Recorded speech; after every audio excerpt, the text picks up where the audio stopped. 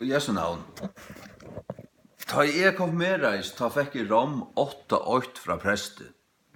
Jeg bare finner ikke helten out. Så Jakob Dahl og Tor her var bare helten av versen. Nu skulle du høre alt verset i King James først. There is therefore now no condemnation to them which are in Christ Jesus, who walk not after the flesh, but after the Spirit. Det søytna helten som manglar i Alexandriskun Bibelen, og til Beidal og Viktor, og her i Trøndheim.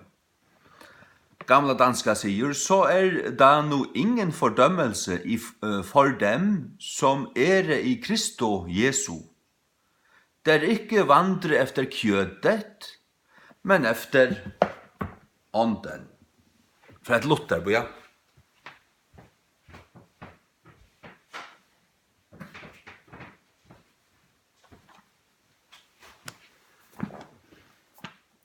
Römer,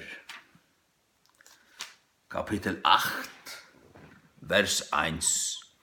So ist nun nichts Verdammliches an denen, die in Christo Jesu sind, die nicht nach dem Fleisch wandeln, sondern nach dem Geist. Du skal vandre etter geistene, du. Du skal vandre etter geistene. Guðbrandur, fyrsta høyla islandska bibelen fra 1544.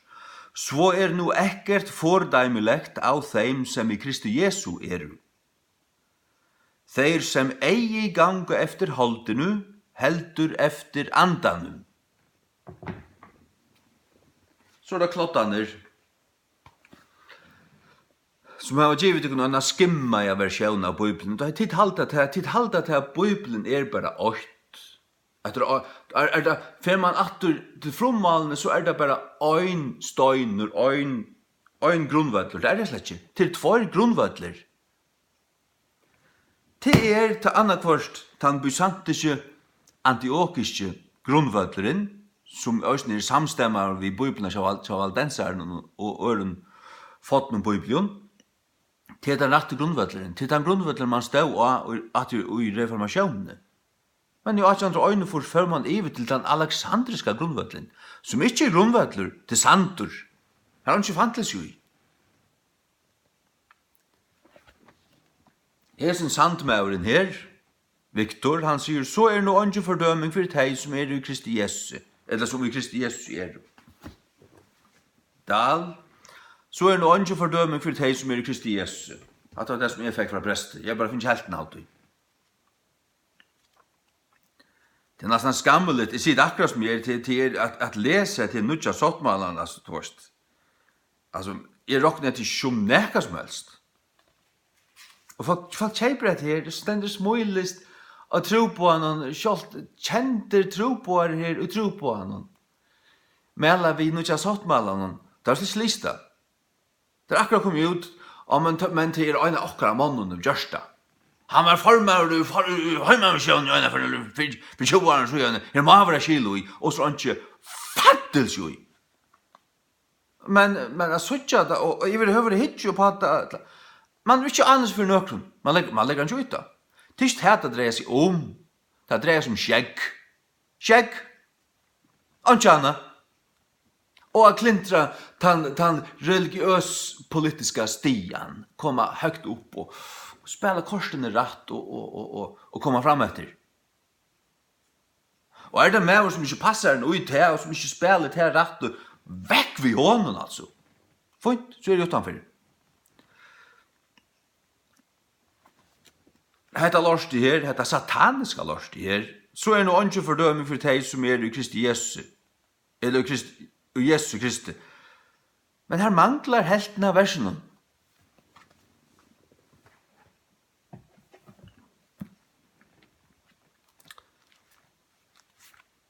Førska King James. Ta tessvegna nu ongin fordøming tja tøymon som i Kristi Jesus, som genge ikkje etter kjøtenon, men etter andanon. Så du til ongin fordøming for det, hvis du i Kristi Jesus, og gongur i andan. Men sier du være Kristi Jesu og gongur etter kjøtten, så fordøming for det, til så livet du i synd. Men gongur du i andan, du i kommet i Kristi Jesus og gongur i andan, så ikke fordøming for det. Til så gongur du i ljausen, og geng i andan det samme som å geng i ljausen.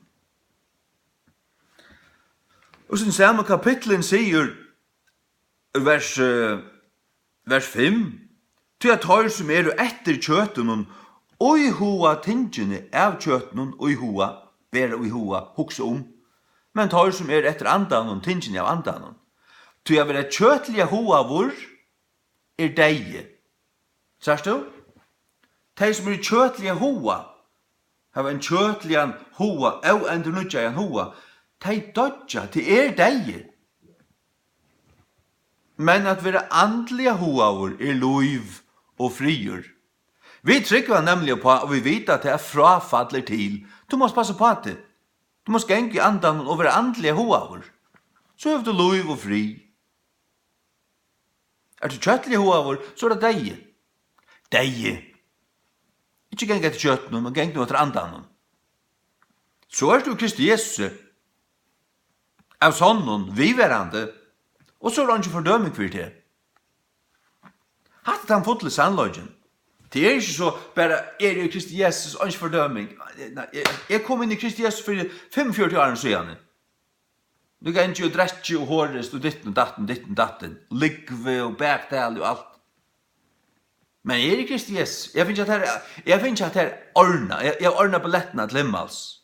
Kanskje mista det. Piss på bor. Det geng i andan, og det det samme som geng i ljósen. Fyrst Johannes 8:6, vi geng i ljósen, og så han i ljósen, då har vi samfellag for vi annan, og blå Jesu Krist, sånne hansara, rønsar okkur fra allar sint. Vi geng i ljósen, det det samme som geng i andan, då har vi samfellag for vi annan, til òsne samfellag vi Krist likam, og i andan, ikke det, vi endelig sitter sammen og drikker kaffe. Det er mer til at ta vi det i andan. Om man kan dama det løy. Ta vi det. Om man vet det, man føler det. Og blå Jesu Krist sånn hans rønser og kvallar sin, til nemlig at her, så du avværende, vi værende i Kristi.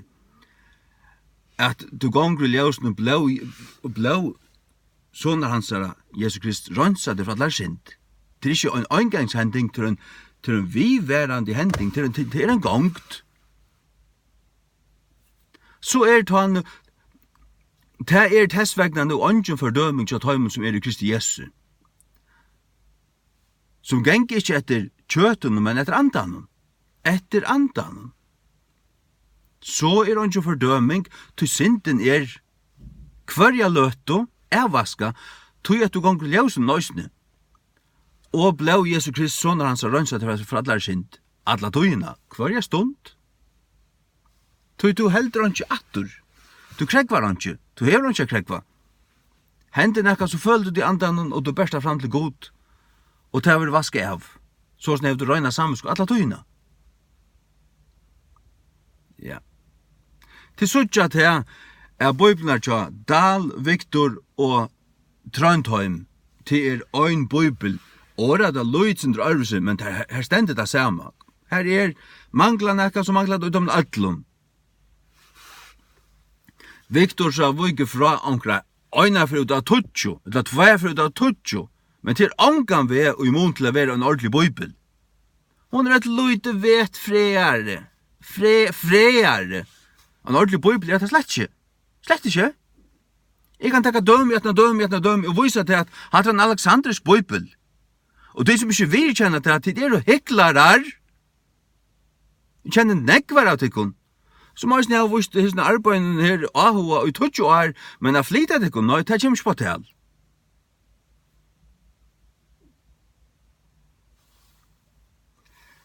Tid om det, men jeg har så flott med, og jeg skal si at det er røykaste med over førjen. Jeg røykar en bakkafrost.